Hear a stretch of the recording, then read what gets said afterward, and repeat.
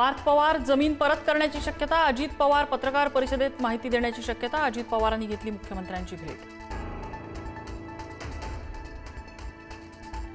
पुण्याच्या कोरेगाव पार्क जमीन घोटाळा प्रकरणी पार्थ पवार यांच्या अडचणीत वाढ। पार्थ पवारांवर गुन्हा दाखल होण्याची शक्यता।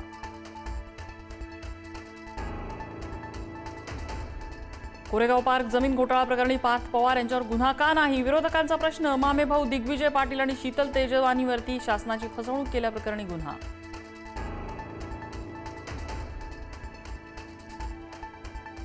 कोरेगाव पार्क जमीन घोटाळ्यातील मूळ जमीन मालक गायकवाड कुटुंबाचं पुण्यात आंदोलन।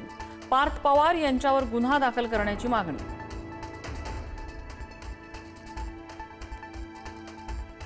पार्थ पवार कथित जमीन घोटाळा प्रकरणी मनसे आक्रमक। तहसीलदार येवले यांच्या ऑफिस समोर बनावट पैसे फेकून आंदोलन आणि घोषणाबाजी।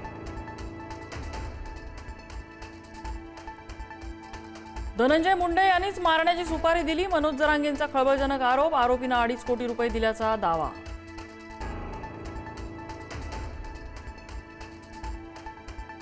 जरांगेंच्या हत्येचा कट रचल्याच्या आरोपांची सीबीआय चौकशी करा। धनंजय मुंडे यांचं आव्हान।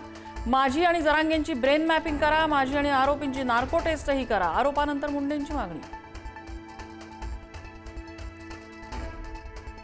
नार्को टेस्ट करा, सगळ्यात आधी मी अर्ज करतो। मुंडेंचं आव्हान जरांगेंनी स्वीकारलं। सीबीआय चौकशीलाही तयार असल्याचं विधान।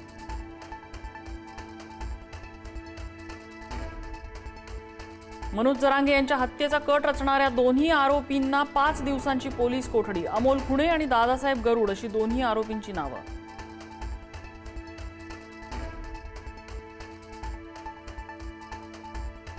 कणकवली नगरपंचायत निवडणूक ठाकरे आणि शिंदेची शिवसेना एकत्र लढण्याची शक्यता।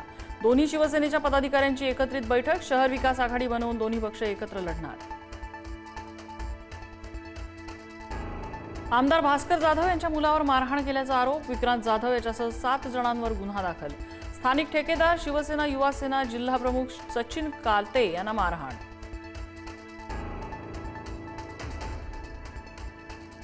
उद्धव ठाकरेंच्या मराठवाडा दौऱ्याचा आजचा 3रा दिवस। नांदेडमध्ये शेतकऱ्यांच्या बांधावर जात ठाकरेंनी साधला संवाद।